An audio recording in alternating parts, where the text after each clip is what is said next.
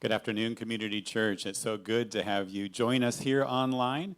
And we are here with Ivan and Tina. We're starting a new series each Wednesday at 12:30 on our Facebook live stream. And what we're wanting to do is to really hear stories of community, hear the stories of people at Community Church. So I'm going to be asking them to share briefly their testimony, how they came to faith, how they happened to come to Community Church, and how are they involved in the broader city of Hong Kong. So Ivan and Tina, welcome today. Thank you for joining us. And great to have you both here today. Welcome. And really want to just brief introduction, and then maybe you can start us off with how you came to faith. Tina, I became a believer when I was 14. I went to a summer youth camp. I came from a family that weren't believers, so I went to the camp, and then that's when I accepted Jesus. And then, fortunately, I have an aunt who is a believer, and then she pretty much nurtured us and brought us to her church, and then I went to that church through on college, and during college was when my faith really solidified. I had a lot of very good mentors that actually took time to teach me Bible and love on me. So I'm very thankful for those people that have been in my life. Well, that's great. So that was an aunt that invited you to youth camp. Was that in the U.S.? Was that here in Hong Kong? That was in the U.S. Okay. We came to Hong Kong 4 years ago. That's great. Thanks, Tina. Ivan, share a little bit of your story and how you came to faith. My name's Ivan. It's good to be here. And I came to faith through my parents at a very early age, and they helped develop and nurture my faith in the home. And so they came to know Christ as international students in the U.S. from Hong Kong. So I do have some ethnic heritage from Hong Kong, and it's good to, I guess, be back, even though I've never been living here before. But trying to develop my faith through my formative years as well, so it was a little bit different than Tina. And my parents were very involved with both church and communities outside of the walls of our church in the broader faith-based communities around the world. So I was brought with that kind of development, so I'm really grateful for that. My parents, they actually tried to call me a few minutes ago, and I told them, just look for us live. But they just moved back to the U.S., and Tina and I moved here about 4 years ago, and enjoying community church. I guess that's our next question. Yeah, no, thanks, Ivan, for sharing that. Just a shout out to those following us online right now. If you have a question for Ivan and Tina, do post that. If you want to shout out and say where you're listening from, that would be great. You've got friends and family around the globe, as well as community church people around the globe. So give a little shout out on where you're at. Little known fact, Ivan and I were actually at the same undergrad. We're at Wheaton College at the same time, at least for 2 of those years. So great to have you at Community for a while now. Share a little bit about how you came here. We've been coming to Community for maybe 1.5 years.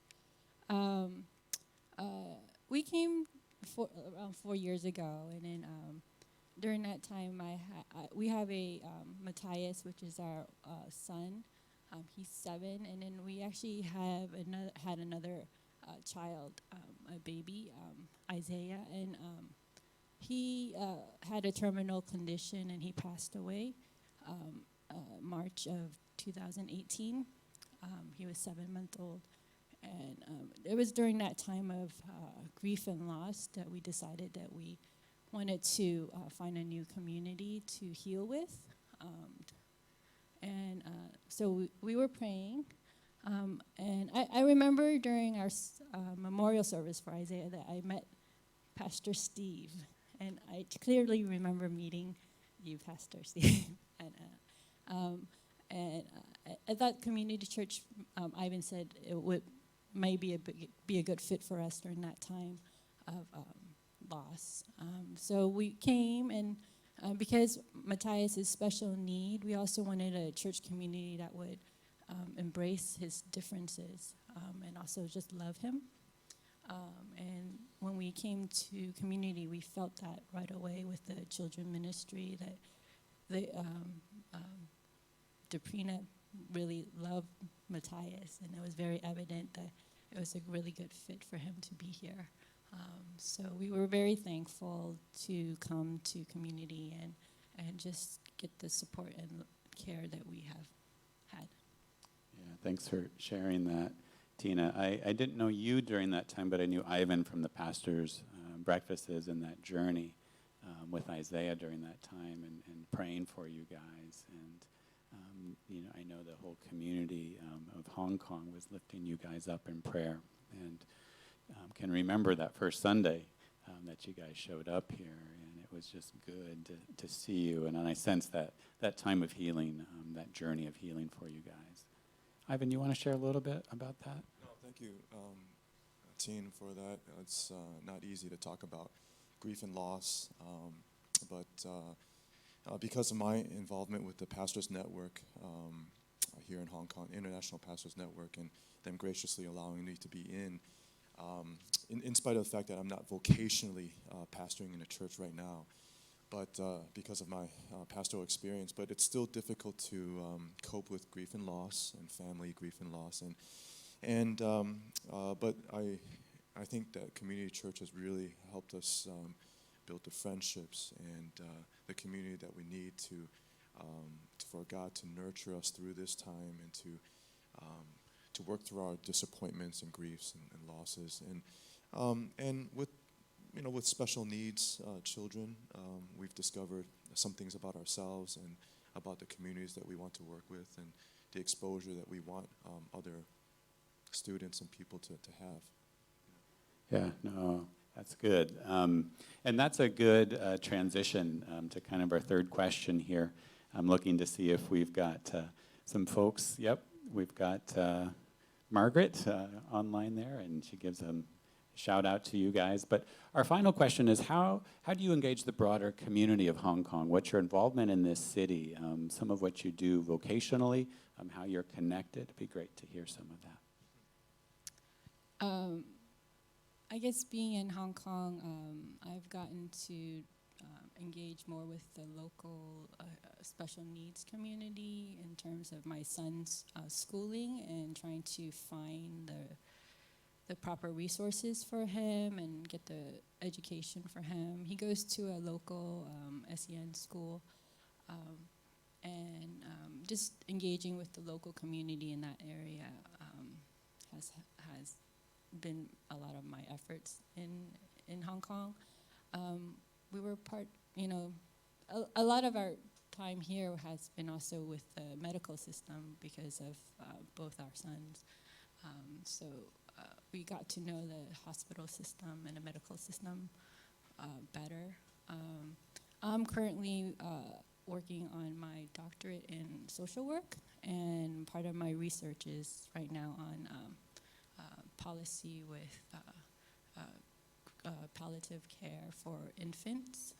So that hopefully will be something that would be, bring to light some issues and regarding healthcare for palliative care. Yeah. For sure. That sounds like a topic very, of course, near and dear to your heart, and probably a lot of need for that type of research and study. Yeah. Thanks, Tina. Ivan, how about you? A little bit of how you're engaged here in the city. Yeah, I think I find myself in sort of this liminal space sometimes because I'm not a full academic in the university system, or I do work at the Hong Kong Polytechnic University, but in the area of student affairs and education beyond the classroom, co-curriculum. And so I'm trying to explore those things with the university and trying to develop co-curriculum here in Hong Kong. And so it's been a little bit of a challenge, but at the same time, it's been exciting to see how students can grow beyond what they're strictly required to do, and trying to help the church to develop itself as a learning community here as well.